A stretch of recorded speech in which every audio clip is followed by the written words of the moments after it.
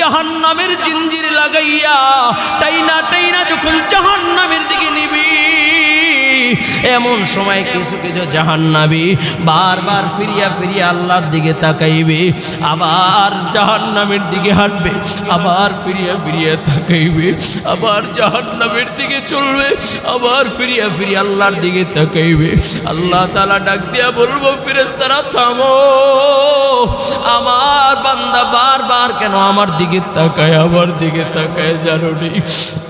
আমার বান্দা চায় আমার একটু দয়া আমার বান্দার দিক জন্য হয় কিনা। আমি আল্লাহ তো রহমান, আমি আল্লাহ তো রহিম। কয় রহমান শব্দ দিয়া দুনিয়ার সব মানুষকে আমি আল্লাহ খাওয়াইলাম, রহমান শব্দ দিয়া দুনিয়ার সব মাখলুকাতকে আমি খাওয়াইলাম, রহমান শব্দের দ্বারা আমি সব নাফরমানকে খাওয়াইলাম, রহমান শব্দের দ্বারা আমি আল্লাহ বেঈমানকে খাওয়াইলাম। আজকে শুধু রহিম শব্দটা আমি আমার বান্দাদের জন্য, ঈমানদার মুমিন বান্দাদের জন্য আমি আল্লাহ ব্যয় করব। আল্লাহ ডাক দিয়া কও, ফেরেশতারা আমার বান্দার আমল নামাটা একটু ঘাটাঘাটি করো। বলে বা তাফসীরের কিতাবের ভিতরে লেখে, বান্দার আমল নামা যখন খুলবে আল্লাহ ডাক দিয়া কয়, দেখো আমার বান্দা কোরআনুল কারীমের সাথে মুহাব্বত আছে কিনা, আমার বান্দা কোরআনুল কারীম পড়ছে কিনা। কয় না না না, বান্দার আমল নামায় কোরআনুল কারীমের তেলাওয়াত নাই। কয় আমার বান্দার আমল নামায় দেখুন নামাজের আমল আছে কিনা। কয় না না না না, বান্দার আমল নামায় নামাজের আমল নাই। কয় আমার বান্দার দেখো নেক আছে কিনা। কয় না, নেক নাই। কয় আমার বান্দা তাহলে তাকাইয়া দেখো কোন কোরআনওয়ালার সাথে সম্পর্ক রাখছে কিনা। যাদের সিনার ভিতরে আছে কোরআন, যাদের সিনার ভিতরে আছে কোরআন, যাদের ভিতরে আছে ইলম, এমন ব্যক্তির সাথে সম্পর্ক আছে কিনা, যার সম্পর্ক আমি আল্লাহর সাথে। কয় না না, আল্লাহ তার আমল নামায় খুঁজে এমন লোকের সাথে সম্পর্ক পাওয়া যায় না, এমন লোকদের সাথে বন্ধুত্ব পাওয়া যায় না। আল্লাহ ডাক দিয়া কয়, ফেরেশতারা তাকাইয়া দেখ, ও যাকে মুহাব্বত করে তার সাথে কোনো আলেমের সম্পর্ক আছে কিনা, তার সাথে কোনো কোরআনওয়ালার সাথে সম্পর্ক আছে কিনা, তার সাথে কোনো আল্লাহওয়ালার সাথে সম্পর্ক আছে কিনা, তার সাথে কোনো আল্লাহর সাথে সম্পর্ক আছে কিনা। খুঁজে দেখবে, হ্যাঁ বন্ধুর বন্ধুর সাথে কোনো বন্ধুর বন্ধু যে আলেম, বন্ধুর বন্ধু যার সাথে আল্লাহর সাথে সম্পর্ক। আল্লাহ পাক রব্বুল আলামিন ডাক দিয়া বলবো, ফেরেশতারা আমি আল্লাহ রহিম, আমি আল্লাহ রহমান, আমার বান্দাটা তার সাথে সম্পর্ক রাখছি, যার সম্পর্কটা হইল আমার প্যারা পছন্দের বান্দার সাথে। ও ফেরেশতারা আমার বান্দাটাকে ছেড়ে দাও। আমি আল্লাহ এই মুহাব্বত আর এই ভালোবাসার কারণে আমি আল্লাহ আমার বান্দাটাকে মাফ কইরা আমি আল্লাহ জান্নাতি বানায়া দিলাম। সুবহানাকা লা ইলমা লানা ইল্লা মা আল্লামতানা ইন্নাকা আনতাল আলিমুল হাকীম।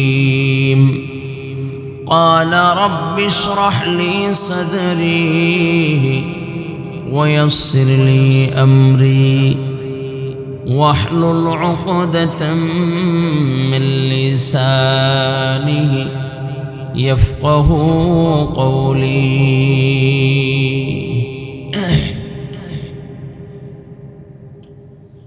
الحمد لله,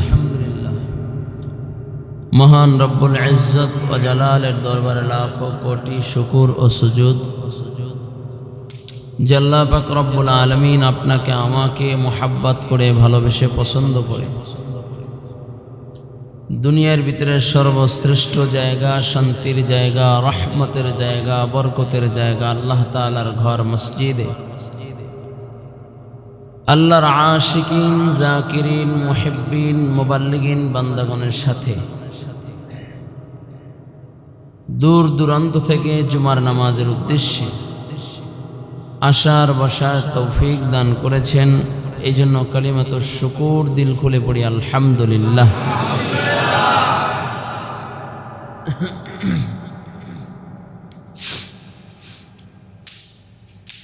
আজকে জুমার দিন,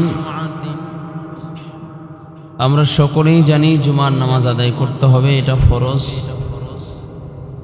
এরপরেও সকলেই জুমার উদ্দেশ্যে এখন পর্যন্ত আসতে পারেনি, ঠিক কিনা?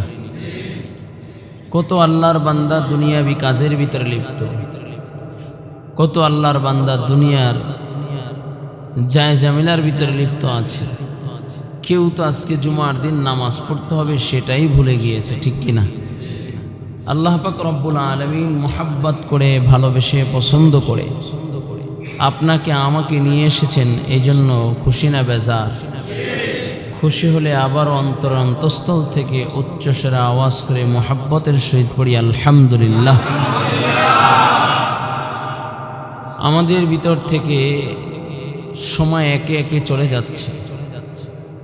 একটি বছর পার করলাম, হিজরি সন হিসাবে, আরবি গণনা হিসাবে একটি বছর আমাদের থেকে অতিবাহিত হয়ে গেল। নতুন আরেকটি বছর 1448 হিজরি, তাও প্রায় 10 দিন আমাদের মাঝ থেকে অতিবাহিত হয়ে যাচ্ছে, ঠিক কিনা?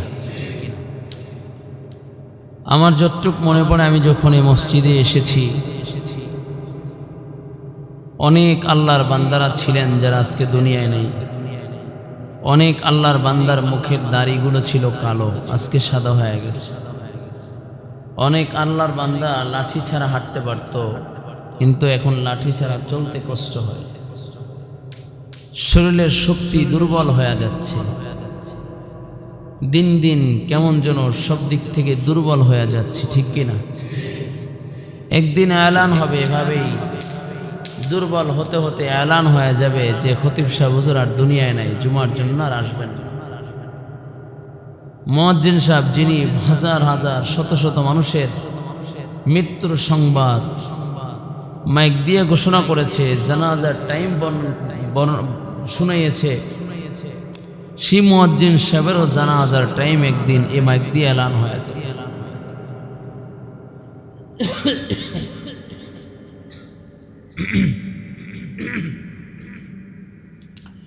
ইমাম সাহেব হুজুর কত মুসল্লির জানাজা পড়িয়েছেন,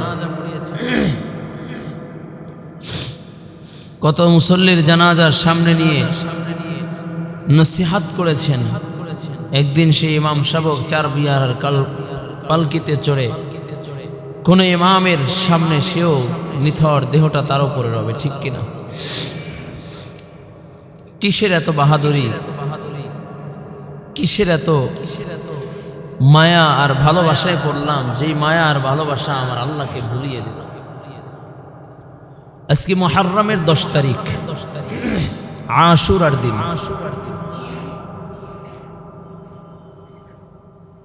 মুহররম মাস খুব সম্মানিত মাস। মুহররমের আরেক নাম হলো মুআজ্জম। এই মাসে আল্লাহ পাক রব্বুল আলামিন 10টা উল্লেখযোগ্য বড় বড় নিয়ামত আম্বিয়া ইকরামদেরকে আল্লাহ তাআলা দিয়েছেন। এই মাসের ভিতরে রাসূলের কলিজার টুকরা, নয়নের মণি ইমাম হুসাইন রাদিয়াল্লাহু তাআলা আনহু 10ই মুহররম আশুরার দিন দুনিয়া থেকে বিদায় নিয়েছেন, শাহাদাত বরণ করেছেন। এই মাসের 10 তারিখ আশুরার দিন ইমাম হাসান রাদিয়াল্লাহু তাআলা আনহু দুনিয়া থেকে বিদায় নিয়েছেন। বিষ পান করায়া তাকে শহীদ করা হয়েছে।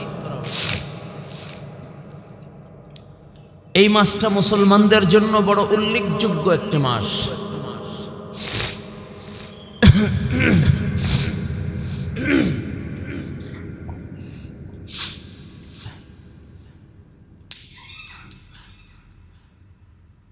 তবে বড় আফসোসের বিষয় হলো, আজকে আমরা মুসলমানের আদর্শ, নবীর আদর্শ ভুলে গিয়ে, আল্লাহ ও আল্লাহর রাসূলের বিধানকে ভুলে গিয়ে আমরা ইহুদি নাসারাদের কালচার, ইহুদি নাসারাদের আদর্শগুলোকে আমরা সজোরে গ্রহণ করে নিচ্ছি। গতকালকে রাত্রে, মানে এই যে রাত চলতেছে আশুরার রাত, এই রাত্রে আমাদের দেশের ভিতরে কিছু অতি আবেগী কিছু নামধারী মুসলমান, যারা ইমাম হুসাইন রাদিয়াল্লাহু তাআলা আনহুর প্রেম জাহির করতে গিয়া নামাজ বাদ দিয়ে, নবীর আদর্শ বাদ দিয়ে পর্দার বিধানকে বাদ দিয়ে রাস্তার অলিতে গলিতে রেলি মিছিল, তাজিয়া মিছিল করতেছে, ঠিক কিনা? আমি আসার পথে দেখেছি বিশাল এক এরকম কি বলে গম্বুজের মতো বানায়া, লাল কালো কাপড় পইরা এরপরে মিছিল করতেছে, রেলি করতেছে। গতকালকে রাত্রেও গান বাজায়া, হিন্দি গান বাজায়া রেলি করে।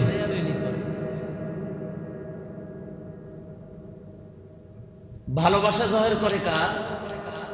ইমাম হুসাইন রাদিয়াল্লাহু তাআলা গান বাজাইতেছে কার? হিন্দি গান।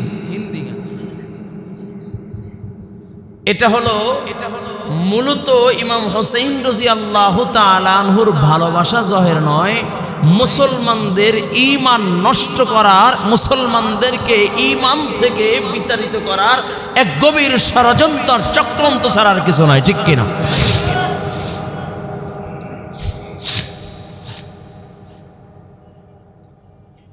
আপনারা অনেকেই দেখেছেন এই তাজিয়া মিছিল করতে গিয়া, এই রেলি করতে গিয়া পর্দার বিধান, আচ্ছা পর্দার বিধান ফরজ, সবাই বলেন? এর ভিতরে কোনো সন্দেহ আছে? বিধান কে দিয়েছেন? নামাজ যেমন ফরজ, পর্দাও তেমন ফরজ। কয় নামাজ দৈনিক 5 বার ফরজ, পর্দা দিনরাত 24টা ঘন্টার প্রত্যেকটা সেকেন্ডেই ফরজ, ঠিক কিনা? হজ জীবনে একবার ফরজ, যাকাত বছরে একবার ফরজ যদি মালিক নিসাব হয়, রমজানের রোজা বছরে 1 মাস ফরজ, কিন্তু পর্দা দিনরাত 24টা ঘন্টা ফরজ। এখন তো আমাদের মতো মৌলবীরাও এক সময় ওয়াজ করতো পর্দার, কিন্তু ক্ষমতা পায়া পর্দা বুইলা গেছে। আছে কি নাই? আছে কি নাই? মনে রাখতে হবে, ইসলামের আদর্শকে বিলীন করে, ইসলামী আদর্শকে জলাঞ্জলি দিয়ে কোনোদিন ইসলামকে প্রতিষ্ঠা করা যায় না, ঠিক কিনা? ছোট্ট একটা অকেয়া বলে, নবীর সাহাবীরা পারস্যে গেছেন, তাদেরকে মেহমানদারি দিলেন, মেহমানদারির ব্যবস্থা করলেন, চেয়ার টেবিলে তাদের জন্য খানার আঞ্জাম করলেন। নবীর সাহাবীদের আদর্শ কি? সুন্নাত তরিকা হলো দস্তরখান বিছায়া নিচে বসে খাওয়া। কি নবীর সুন্নতকে জিন্দা করতে গিয়ে রাজকীয় মেহমান খানায় চেয়ার টেবিল ছাইরা তারপরে দস্তরখান বিছায়া খানা খাইতে বসে গেছে। সুবহানাল্লাহ, আস্তে কোন গুনাহ হইবে না? সুবহানাল্লাহ কইলে। মজার কথা হলো, এক লোকমা খানা পড়ে গেছে, হাত থেকে লোকমা খানা পড়ে গেছে। ওই লোকমা খানা উঠাইয়াও নবীর সাহাবী যখন খেতে গেছেন, এমন সময় একজন ধমক দিয়ে বলেন, আয় হায় জুটা খাবার, তুমি আবার উঠে খাও কেন? নবীর সাহাবী বলেন, খানা পড়ে গেলে উঠে খাওয়া সুন্নাত। রাজকীয় দরবার, রাজ দরবার বুঝি না, আমি নবীর সুন্নাতকে জিন্দা করার জন্য যদি আমার গর্দান দেওয়ার প্রয়োজন আমি গর্দান দিব, তারপর নবীর একটা সুন্নাতকে আমি কর্তন করতে দিব না। এটা হলো আদর্শ। এই জন্যই তো তাদের ইমানি জজবা, ইমানি পাওয়ার এত বেশি। আফ্রিকা গেছেন নবীর সাহাবী, আফ্রিকা গেছেন, এলাকার লোকেরা থাকতে দিবেন না, জঙ্গলের ভিতরে নবীর সাহাবী দাঁড়ায় বলেন, এই জঙ্গলার হিংস্র প্রাণীগুলো আজকে এই জঙ্গলে নবীর সাহাবীরা থাকবে, রসুলের সাহাবী থাকবে, তোমরা এই জঙ্গলকে খালি করে দাও। কয় বাঘ তার বাচ্চাকে কামড় দিয়ে শহরে চলে যায়, জঙ্গল সাহাবীদের জন্য ছেড়ে দেয়। এটা এমনিতেই হয় নাই, নবীর আদর্শকে গ্রহণ করার জন্যই হয়েছে। এটা এমনিতে অর্জন হয় নাই। কয়ে গোরসোয়ার হইয়া সমুদ্র পাড়ি দিবে।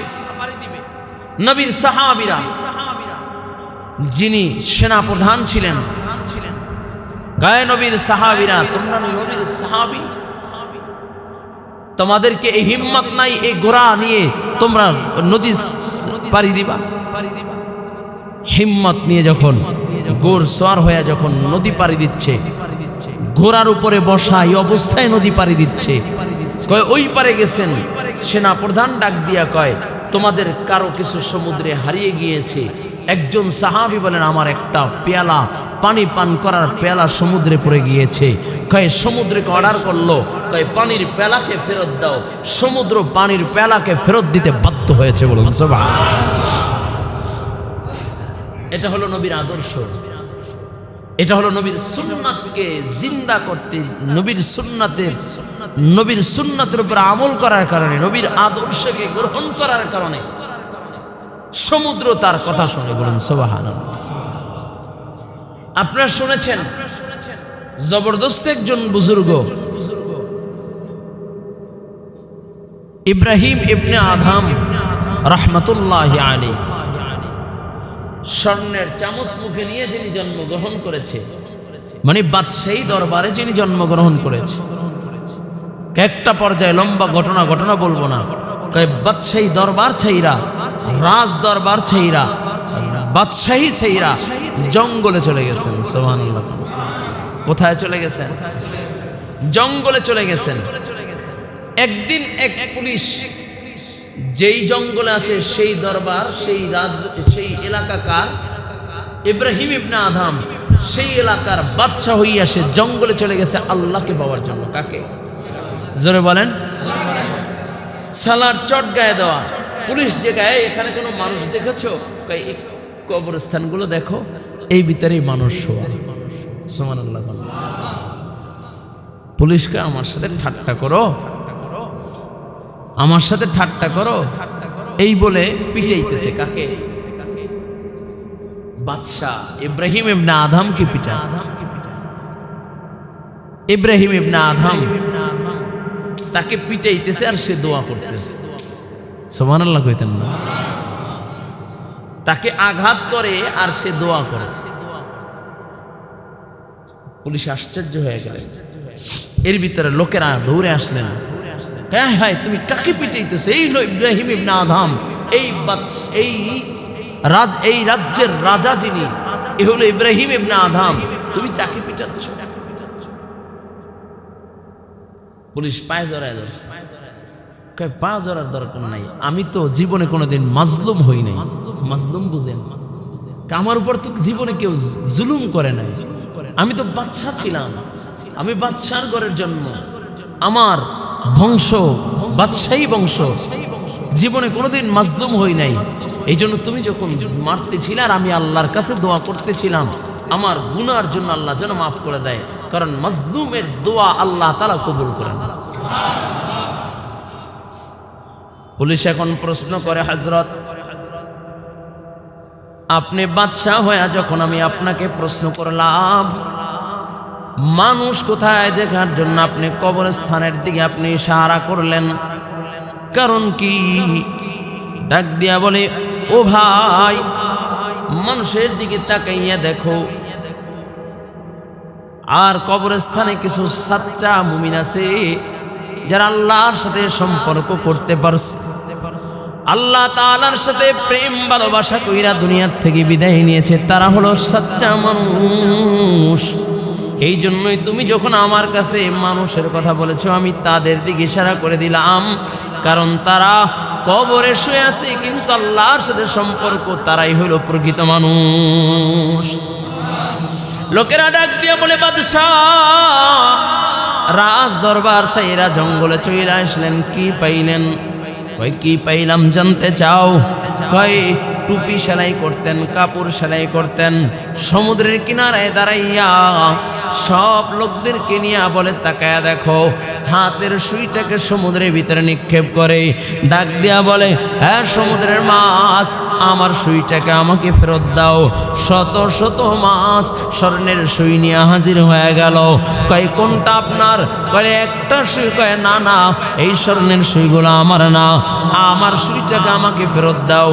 এমন সময় ওই লোহার স্টিলের সুইটাকে একটা মাছ আইনা তার হাতে দিয়া যায়। বলে, আমি এতদিন ছিলাম এই এলাকার বাদশাহ, আমি এতদিন ছিলাম এই রাজ্যের বাদশাহ, এতদিন আমার কথা মানুষ শুনতো, আর এতদিন আমার কথায় মানুষ শুনতো। এই যে আমার কথা শুনতে গিয়ে কত অপরাধ মানুষ করত, কিন্তু এখন আল্লাহ পাক রব্বুল আলামিন আমাকে গোটা আলমের বাদশাহ বানায়া দিয়েছে। আমার কথা জঙ্গলার হিংস্র প্রাণীগুলো শোনে, আমার কথা সমুদ্রের মাছ পর্যন্ত শোনে। ভাই এতদিন আমি তো বাদশাহী পাইলাম, এতদিন আমি তো দুনিয়ার বাদশাহ ছিলাম, আর এখন আমি আমার আল্লাহকে পেয়ে গেলাম।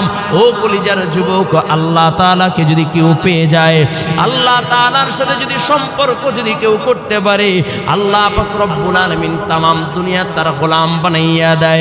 जो तू मेरा तो सब मेरी, फलक मेरा ज़मीं मेरी, अगर एक तू नहीं मेरा तो कोई शई नहीं मेरी। আল্লাহ তাআলা যদি কারো হয়ে যায়, আল্লাহ তাআলার সাথে যদি কেউ সম্পর্ক করে নেয়, আল্লাহ তাআলার সাথে যদি কেউ প্রেম ভালোবাসা করে নেয়, तमाम জগৎ তার জন্য হয়ে যাবে। আর এই আল্লাহ তাআলার সাথে যদি সম্পর্ক না করতে পারে, আল্লাহ তাআলার সাথে যদি প্রেম ভালোবাসা করতে না পারে, আল্লাহ তাআলার সাথে যদি ভালোবাসা না হয়, দুনিয়ার বাদশাহী পাইলো, দুনিয়ার রাজত্ব পাইলো, দুনিয়ার মানুষ তার কথায় ওঠে, দুনিয়ার মানুষ তার কথায় বসে, এমন একটা সময় আসে জুতা পিঠা খাইতেও দ্বিধা করে না। ঠিক কিনা? ঠিক কিনা? নমরুদকে আল্লাহ পাক রব্বুল আলামিন तमाम পৃথিবীর বাদশাহী দিয়েছেন। কয় तमाम পৃথিবীর বাদশা নমরুদ, কয় বাদশাহী এমন বাদশা, কয় বাদশাহী পাইয়া বলে নিজের ভিতরে ফখর চইলা আসলো। এরপরে কয় আমি হইলাম তোমাদের খোদা, আমি হইলাম খোদা, আমি হইলাম খোদা। আল্লাহ পাক রব্বুল আলামিন নমরুদকে এমন হালাতে দুনিয়ার থেকে বিদায় দিয়েছে, কয় জুতা পিঠা খাইয়া তারপর দুনিয়ার থেকে বিদায় নিয়েছে। ঠিক কিনা? কারণ আল্লাহ তাআলাকে পায় নাই, আল্লাহ তাআলাকে পায় নাই, দুনিয়ার বাদশাহী পাইছে, কিন্তু দুনিয়ার বাদশাহী পাইয়াও ইজ্জত নিয়ে যাইতে পারে নাই। আর একজন ওই কালো হাবশী গোলাম বেলাল, মদিনার বলে মক্কার লোকেরা বেলালকে গোলামের বাচ্চা গোলাম বলিয়া গালি দিত। কালা কাউয়ার ঘরের কাউয়া বলতো, দেখতে এত কালো, ঠোঁটগুলো মোটা মোটা, দেখতেও বেশি ভালো লাগতো না, দেখতেও বেশি ভালো লাগতো না, কিন্তু আমার মালিকের সাথে সম্পর্কটা এত গভীর, এত প্রেম, মালিকের জন্য এত ভালোবাসা, মালিকের প্রতি এত প্রেম। কয় গোলাম হইয়া আল্লাহ তাআলাকে চিনা ফেলছে, গোলাম হইয়া মালিকের সাথে সম্পর্ক কইরা ফেলছে। কয় গোলাম তো এখন আর গোলাম নাই। কয় গোলামের দাম কেমন? হাবিবে কিবরিয়া নবী কয়, আমি যখন মেরাজে গেলাম, আমি যখন মেরাজে গেলাম, আর জিবরাইল আলাইহিস সালাতু ওয়াস সালাম সিদরাতুল মুনতাহা পর্যন্ত যে আমাকে যখন একা ছেড়ে দিলেন, এরপরে যখন আমি একা চলতে লাগলাম, অন্ধকার, আমি আমার রবের মোলাকাতের জন্য রওনা করলাম। ডানে কেউ নাই, বামে কেউ নাই, সামনে পিছনে কেউ নাই, একা একা নির্জনে আমি একা একা চলতে লাগলাম। এমন সময় শুনি আমি আমার গোলাম বেলাল, ওই কালো হাবশী গোলাম বেলালের খরমের আওয়াজ আমি মুহাম্মদুর রাসূলুল্লাহ আমার কানে আমি শুনতে পাই। সুবহানাল্লাহ। এটা হলো আল্লাহ, এটা হলো মালিকের ভালোবাসা। এই জন্য কলিজার যুবক, আমার মুরব্বী বাবারা, আরবি মাস হিসাবে একটি বছর আমাদের থেকে চলে গেল।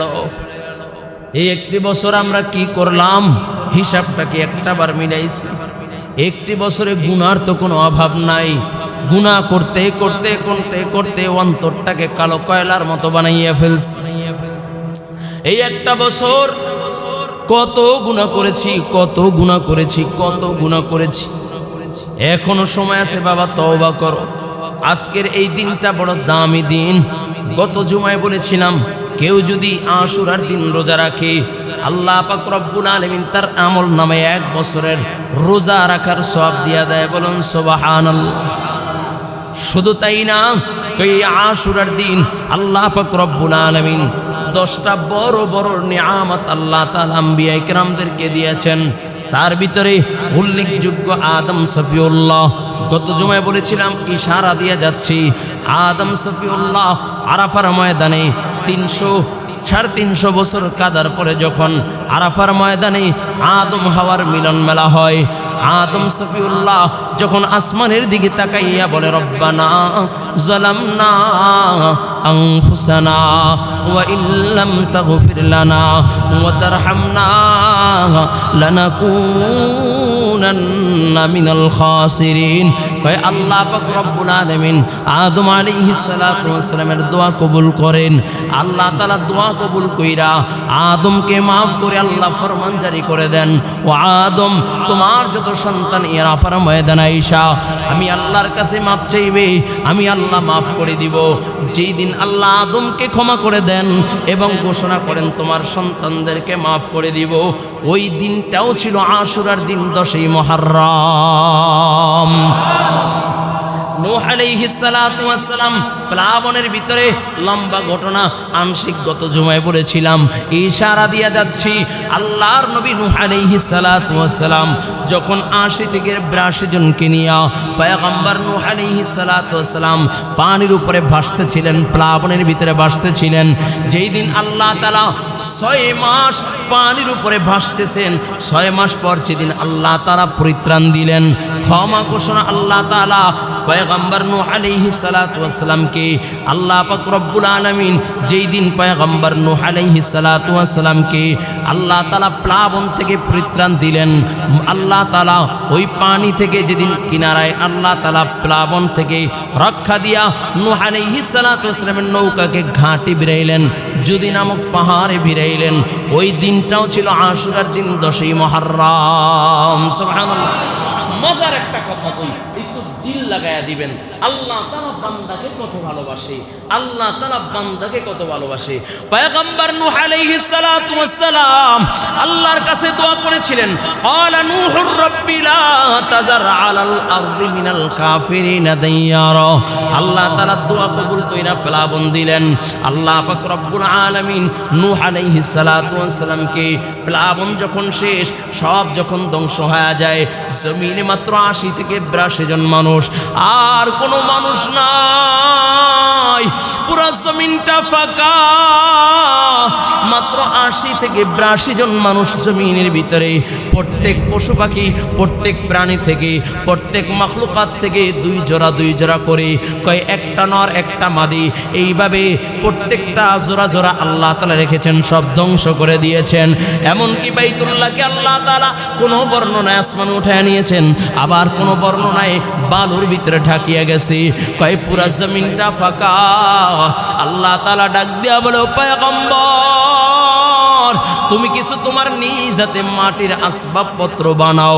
পয়গম্বর নূহ আলাইহিস সালাতু ওয়াস সালাম মাটির আসবাবপত্র বানাইতে লাগলেন। মাটির আসবাবপত্র বানাইয়া স্তূপ দিয়ে রাখলেন, স্তূপ দিয়ে সুন্দর করে সাজায় রাখলেন, শুকাইয়া সুন্দর করে ঢাইকা রাখলেন। আল্লাহ পাক রব্বুল আলামিন আবার ডাক দিয়া বলে, পয়গম্বর বানাইছো? কয় আল্লাহ বানাইছি।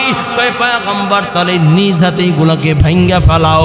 পয়গম্বর নূহ আলাইহিস সালাতু ওয়াস সালাম বড় কষ্ট কইরা এই মাটির আসবাবপত্রগুলো বানাইলো। আবার নিজ হাতে যখন ভাঙ্গে, চোখ দিয়ে অশ্রু ঝরে আর কান্না করে। আল্লাহ ডাক দিয়া বলে, পয়গম্বর কেন কান্না করো, কিসের জন্য কান্না করো? ডাক দিয়া বলে, আল্লাহ বড় কষ্ট করে কাদামাটি দিয়া বানাইলাম গো আল্লাহ, বড় কষ্ট করে রোদ্রে শুকাইলাম, কুয়াশার পানিতে ভিজে না যায় এই জন্য ঢাইকা রাখলাম। আয় আল্লাহ অনার্থক বানাইতে বললেন, আবার ভাঙতে বললেন। এই জন্য আমি নিজ হাতে বানাইলাম, বড় কষ্ট করে বানাইলাম। এইগুলা ভাঙার সময় বড় কষ্ট লাগতেছিল। আল্লাহ ডাক দিয়া বলে, পয়গম্বর এই যে মাটির আসবাবপত্র বানাইছো, এইগুলার ভিতরে কি রূহ দিয়েছিল? কয় না না আল্লাহ রূহ দেই নাই, এই আসবাবপত্রগুলো কি তোমার সাথে কথা বলেছিল? বলে না না আল্লাহ কথা বলে নাই। আল্লাহ ডাক দিয়া বলে, পয়গম্বর যখন এইগুলো পিটাইয়া পিটাইয়া ভাঙতেছিল তখন কি বেগে যাচ্ছিল, দৌড়ে পালাচ্ছিল? কয় না না আল্লাহ দৌড়ে পালাচ্ছিল না। আল্লাহ ডাক দিয়া বলে, পয়গম্বর তুমি যখন আমার কাছে দোয়া করছো, ক্বালা নূহুর রাব্বি লা তাযার আলাল আরদি মিনাল কাফিরিনা দাইয়ারা, ও আল্লাহ একটা কাফের মুশরিকের ঘর বাড়ি ছেড়ো না, ওদেরকে ধ্বংস করে দাও। ও পয়গম্বর আমি যখন প্লাবন দিলাম, আসমান থেকে গরম আস্তা, আসমান থেকে ঠান্ডা পানির বৃষ্টি, আর জমিন থেকে গরম পানি উঠতেছিল।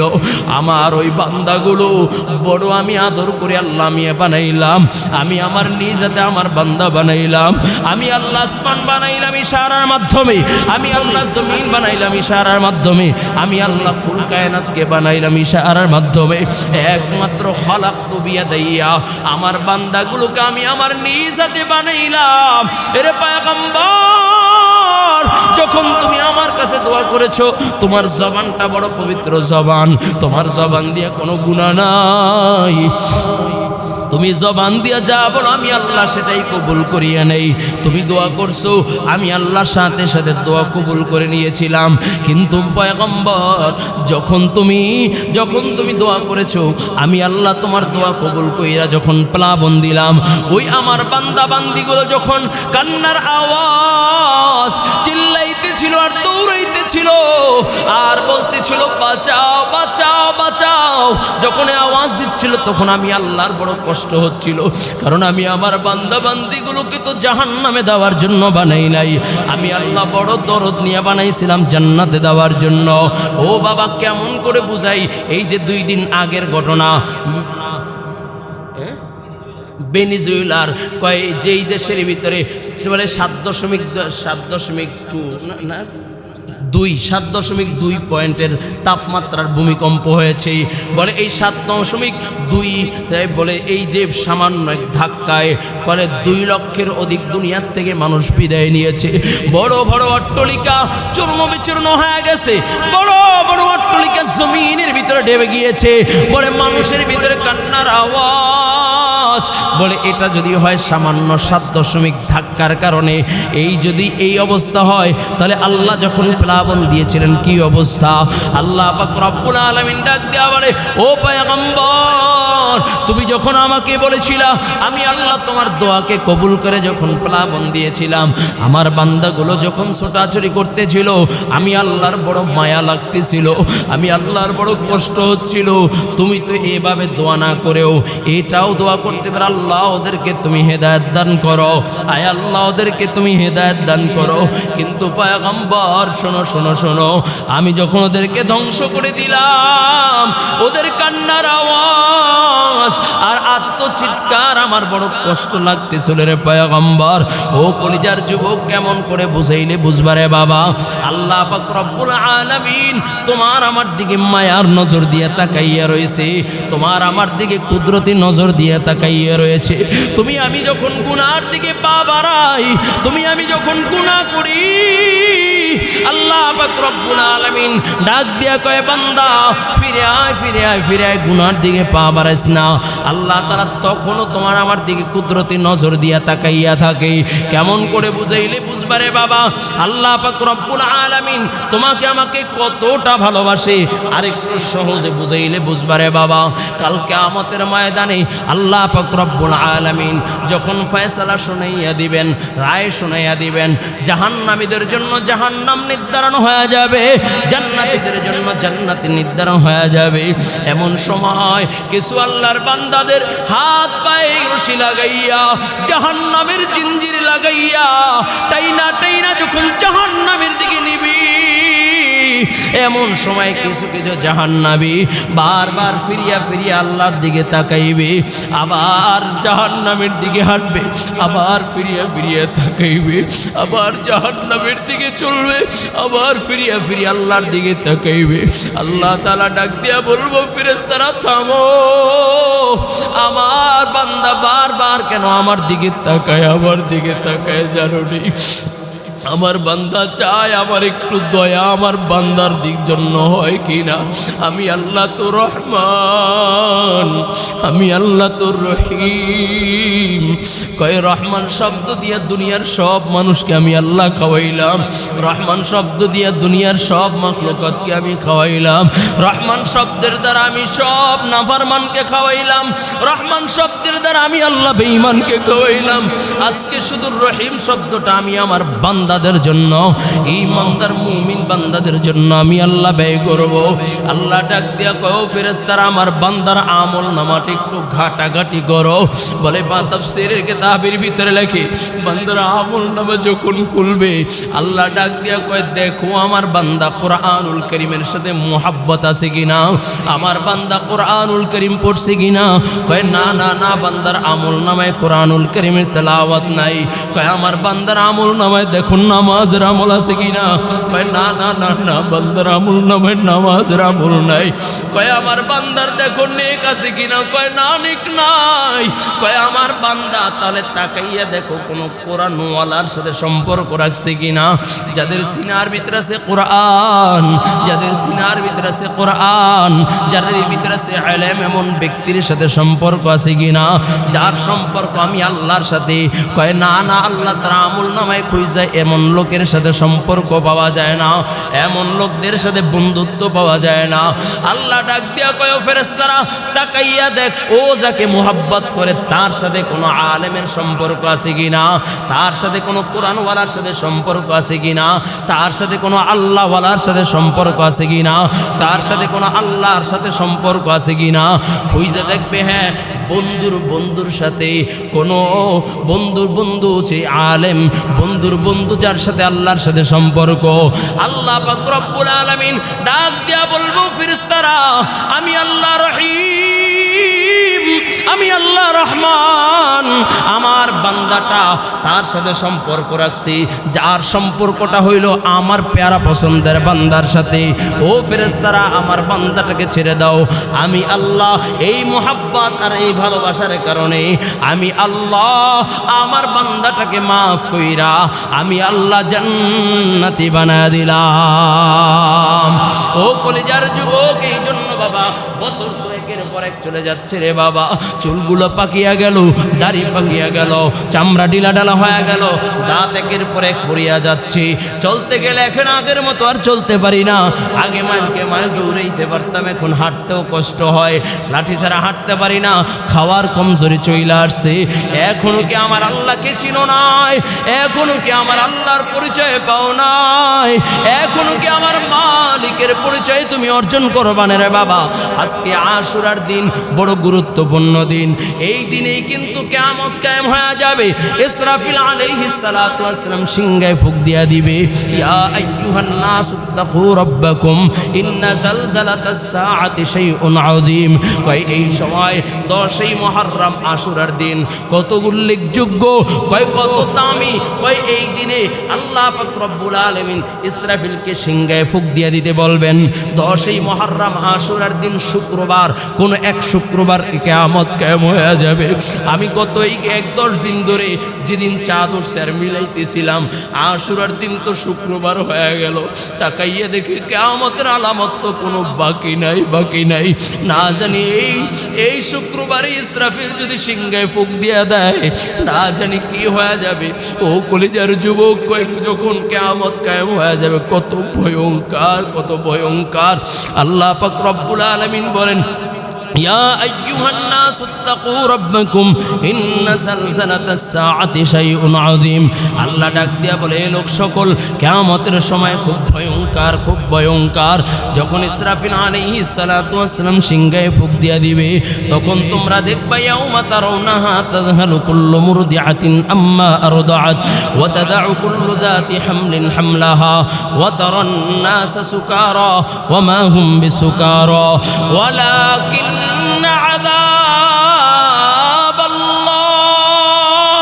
ولكن عذاب الله لشديد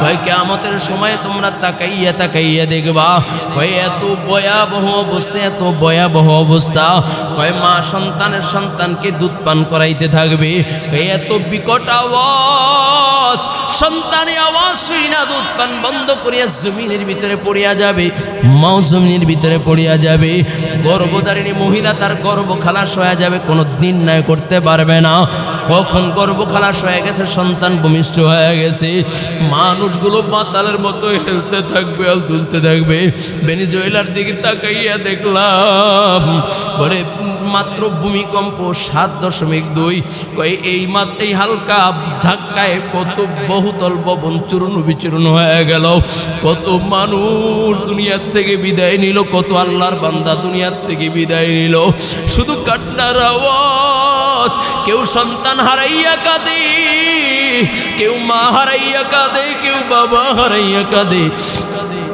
কিয়ামতের সময়টা কেমন হবে কয় ইসরাফিল আলাইহিস সালাতু ওয়াস সালাম যখন সিংহায় ফুঁক দিয়া দিবে আল্লাহ কয় ইযা জুলজিলাতিল আরদু জিলজালাহা ওয়া আখরাজাতিল আরদু ওয়াসকালাহা ওয়া ক্বালাল ইনসানু মা লাহা কয় যখন ইসরাফিল আলাইহিস সালাতু ওয়াস সালাম সিংহায় ফুঁক দিয়া দিবেন কয় तमाम দুনিয়া চূর্ণ বিচূর্ণ হয়ে যাবে আসমান চূর্ণ বিচূর্ণ হয়ে যাবে জমিন চূর্ণ বিচূর্ণ হয়ে যাবে বলে সূর্য খুলিয়া পড়িয়া যাবে চন্দ্র খুলিয়া পড়িয়া যাবে তারকাগুলো একটা খুলিয়া পড়িয়া যাবে বহুতল ভবনগুলো ধুলির মতো উঠতে থাকবে কয় ওই সময় বাবা ওই সময় সব মানুষগুলো শুধু প্রেশান আর প্রেশান আল্লাহ কয় ইয়াউমা তারাউনাহা তাযহালু কুল্লু মুরদিআতিন আম্মা আরদাআত ওয়া তাদউ কুল্লু যাতি হামলিন হামলাহা ওয়া তারান নাস সুকারা ওয়া মা হুম বিসুকারা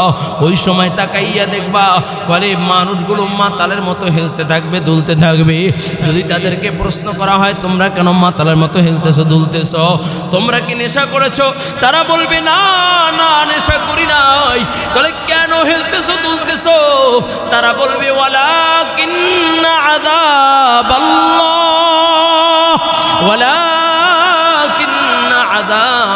আযাবাল্লাহি লাশাদীদ